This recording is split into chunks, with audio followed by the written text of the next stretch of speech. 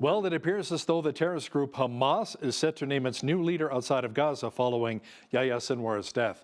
Sinwar, as you may recall, was the architect behind the October 7th terrorist attack in southern Israel, which left around 1,200 people dead. Now, to chat about this in more detail is Lisa Daftari from the Foreign Desk in Los Angeles. She's our foreign affairs expert. Lisa, it appears as though Sinwar's brother Mohammed may become the new leader of Hamas.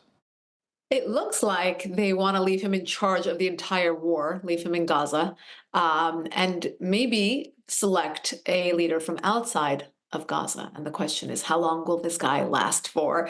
As you know, Israel in the last couple of weeks has been going, after the heads of these terror organizations, particularly fixated more on Hezbollah. In this case, in Sinwar's case, they weren't really targeting Sinwar, but they had the opportunity. And as a matter of fact, it was a soldier who only had 9 months training. So a newbie took him out because the opportunity was there. And then with DNA testing, they realized they did, in fact, kill Sinwar.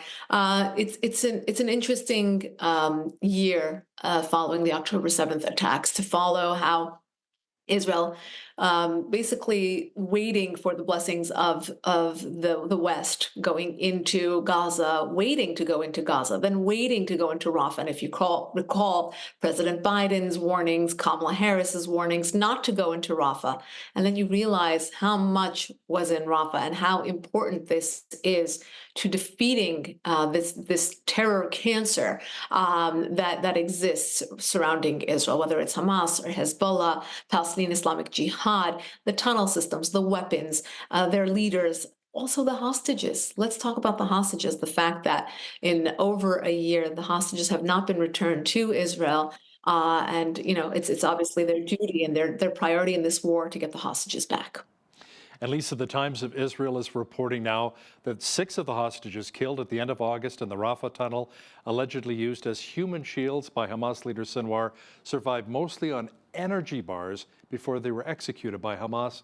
And apparently they were too weak to even be moved with the terrorist leader Sinwar.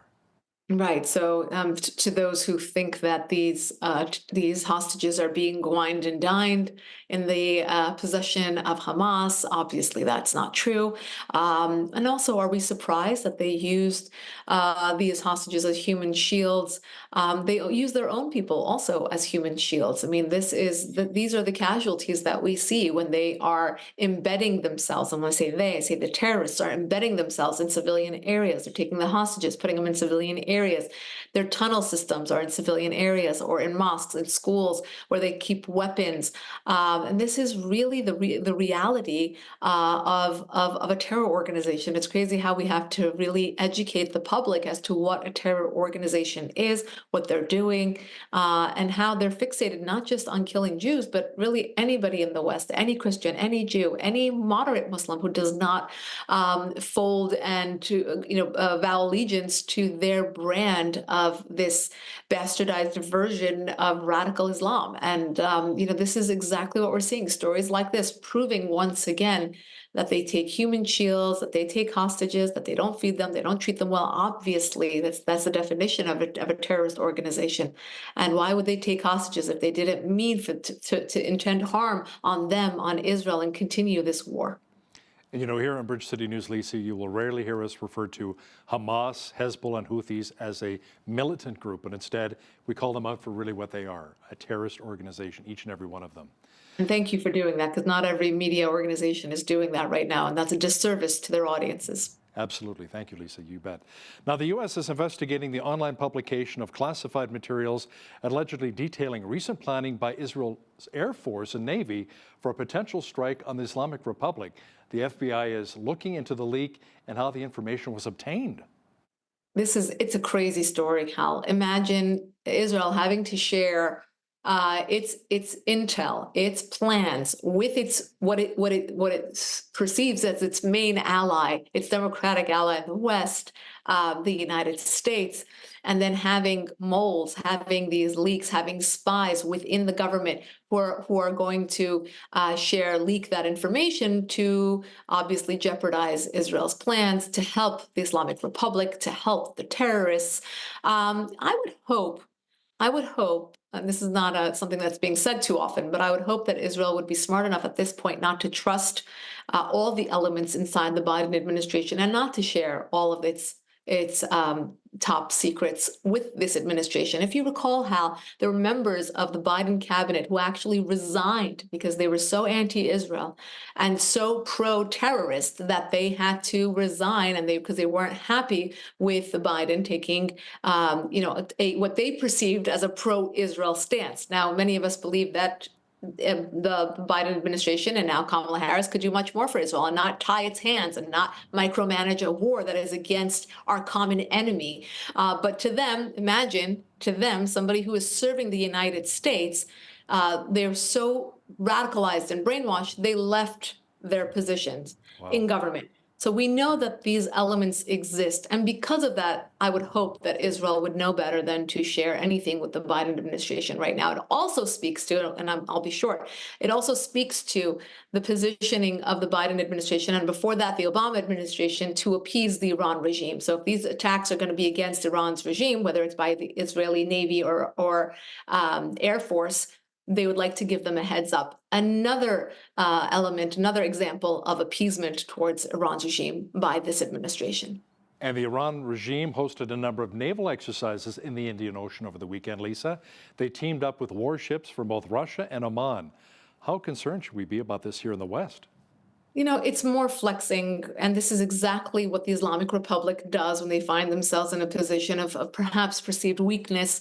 Remember, all of these hits against Hezbollah are hits against Iran's regime, whether it's against Hamas or against Hezbollah, and of course, assassinating Hania inside Iran, and they know that it's coming. They know that Israel has every reason to target the Islamic Republic, and for the fact that they keep finding these bedfellows, that is very concerning. The part where they team up with elements like China and Russia and now Oman and others. There's North Korea, there's Venezuela, there's many others.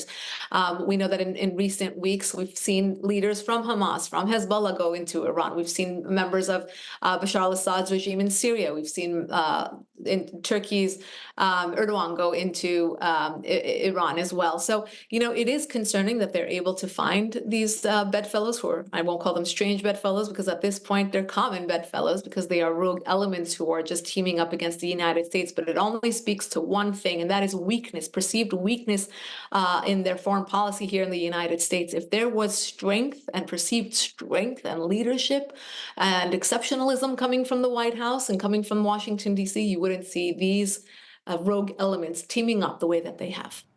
Lisa, one of the wars that we've talked about before that Iran is funding, is backing, is obviously the war between Hezbollah and the Israel Defense Forces in Lebanon. What's interesting, though, is that the deputy leader of the terrorist group Hezbollah, Naim Qassem, reportedly fled Lebanon for Tehran on October the 5th following escalating tensions with Hezbollah. Right, and it's funny that he chose to hide out in Iran under the shelter of the Islamic Republic, because that's where we saw Hania assassinated, because there were guards that were compromised, and they were helping the Israelis to find him. So he might suffer a similar fate here. But the point being that, for those who try to create daylight between Islamic Republic, the regime inside Iran, and these terror organizations, they are literally finding haven by the regime and inside Iran. So, it's so lopsided here. Those who, it's the terrorists on one side and those who oppose terrorism on the other side. If you watch the Iranian people over the last 2 years who came out onto the streets in the aftermath of the 22-year-old being killed for her hijab, Mahsa Amini, you saw it wasn't the first time, but it was really the most dramatic, the most, I would say, influential time that the Iranians came out onto the streets and said, we are being led for 45 years now by a terror element, and they are killing us, they are hanging us, and really taking out the eyes of female protesters, or hanging male protesters, or those who post on their Facebook pages or on their Instagrams. And then that same regime funding the protests that we have here on American and Canadian campuses. I mean, it just makes no sense. And Hal, I appreciate you taking the time to have these kinds of conversations and this dialogue to really connect the dots and educate people on what is going on here. You're either with the terrorists or you're going to do everything in your power to stand against them. Yeah, it's really important to inform our viewers, not only informing but educating at the same time. You bet, Lisa. Now, the IDF says that they're planning to attack a Hezbollah unit in Lebanon that used to pay operatives of the terrorist group to help them buy arms. And Israel has once again issued evacuation warnings for Beirut. Right. And again, a very important point about them issuing evacuation notices, trying to get civilians out of harm's way. Lebanon is a bit different because the Lebanese people, as much as they are in harm's way, very little support for Hezbollah inside Lebanon. Most Lebanese people, see them as a cancer cell inside Lebanon. They have asked the West for help. There are many Christians living inside Lebanon, a lot of moderate Muslims as well. They have asked the West to base our aid to Lebanon and make it contingent upon the Lebanese army getting Hezbollah out of that country, and they have not succeeded. So, with Israel actually choosing these targets to be very, very focused. Right in here, we see them hitting the financial institutions inside Hezbollah. That's how you dismantle a terror organization. I mean, other than, carpet bombing their area, they're everywhere. They're like cockroaches. They're literally everywhere. And they have taken up areas, important areas near the capital as well, moving upwards from the south of Lebanon. And really, this is how you do it. You take out the most important parts of their terror infrastructure, hoping to dismantle it once and for all. Lisa, a video that recently went viral at a Kamala Harris rally showed someone yelling, "Jesus is Lord," and Kamala Harris allegedly countering back with, "You're at the wrong rally." Now, I had a look at that, and it looked pretty legit. Something like that really can't sit well with many Christians in the United States. I I actually had a political, which I don't really engage in many of these yesterday, but it's always mind-boggling when you come across anyone of faith, whether they're Jewish or Christian or even Muslim in this case, who don't really agree with her flip-flopping on many, many important issues. By the same token, someone walked into a protest and talked about genocide, Israel committing genocide, and she said something, and I'm not quoting exactly, but something to the effect of "what there's truth to what he's saying, or there's validity to what he's saying," and I don't know how she did said it, but she validated what he said. Look, either understand that what she stands for, which is not much, but it's more so what she doesn't stand for. And here we are living in really a country that has Judeo-Christian roots, a country that does support Israel, a country that does stand for, really democracy. Transparency, a lot of the things that a free press, a lot of the things that she has not stood for. So I know that a lot of people will be voting for her to vote against Donald Trump. But I find it really challenging to believe that people who do have a list of things that are important to them can actually say that she does support those things. We shall see what will happen here, Hal. I mean, I know election day is very, very close, but it seems like the polls keep changing every single day. This is very reminiscent of Trump and Hillary. I think it's an interesting juxtaposition, because I think the polls were kind of skewed then, and then we had a surprise. They may be skewed now, but we shall see. So, Lisa, let's talk about the poll numbers a little bit. Is it too close to call at this point between Donald Trump and Kamala Harris?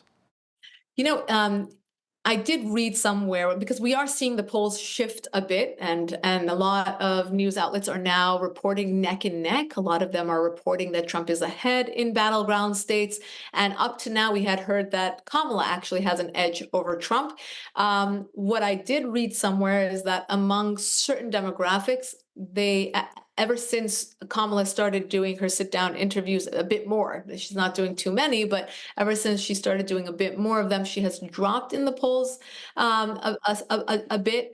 I know she is looking to gain in a lot of those battleground states, including Pennsylvania and Michigan. I don't know if that's going to happen, particularly in Pennsylvania. That's going to be harder. I think that's going to go to Trump. But anything is possible, Hal, as we have seen. And what's interesting, too, is Trump is thinking outside of the box when it comes to his campaigning. I saw him at a McDonald's working the drive-through. That was an interesting touch. I think it was one of the most unique things we have seen a candidate do. Also hitting upon Kamala's claim that she worked at a McDonald's, where he actually is rolling up his sleeves and working at a McDonald's. I think it was nice. I think the people who saw it, and if you saw, there were like miles of people standing outside and kind of supporting him, cheering him on. It was a good visual, very smart for his team for doing that, and we shall see how it moves the needle. And again, I think he's doing better in the battleground states. I don't know if that's any indication of election day polling, but we shall see. We shall see indeed. Political reporter and foreign affairs expert Lisa Daftari from the Foreign Desk, thanks so much for joining us today from Los Angeles. Thank you for having me.